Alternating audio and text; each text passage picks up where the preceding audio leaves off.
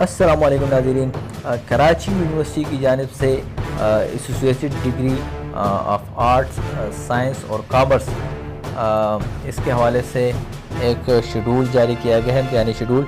جس کے مطابق امتحانات لیے جانے ہیں۔ مگر اس شیڈول کے ساتھ ہی ایک مرتبہ پھر طلباء و طالبات میں پریشانی کی لہر دوڑ گئی ہے، کیونکہ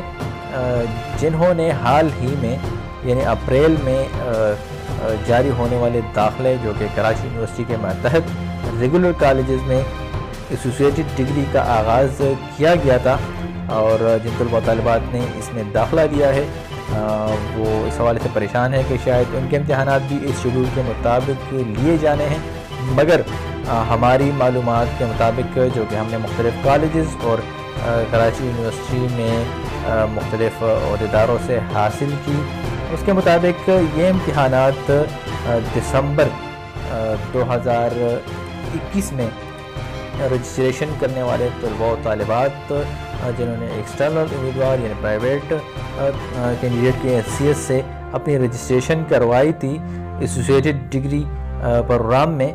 اور یہ امتحانات ان سے لیے جائیں گے۔ ان کے امتحانات اس شیڈول کے مطابق ہوں گے، جس میں کہ 2020 یا اس سے قبل انٹرمیڈیٹ پاس کرنے والے طلباء و طالبات کی رجسٹریشن کی گئی تھی، جبکہ حال ہی میں ریگولر طلباء و طالبات جنہوں نے 2021 میں انٹرمیڈیٹ پاس کیا تھا انہوں نے داخلہ لیا ہے۔ تو یہ امتحانات 2020 یا اس سے قبل جنہوں نے انٹرمیڈیٹ پاس کیا تھا اور ان کے ایکسٹرنل امیدوار کی حیثیت سے رجسٹریشن ہو چکی ہے اور ان کے امتحانی فارم بھی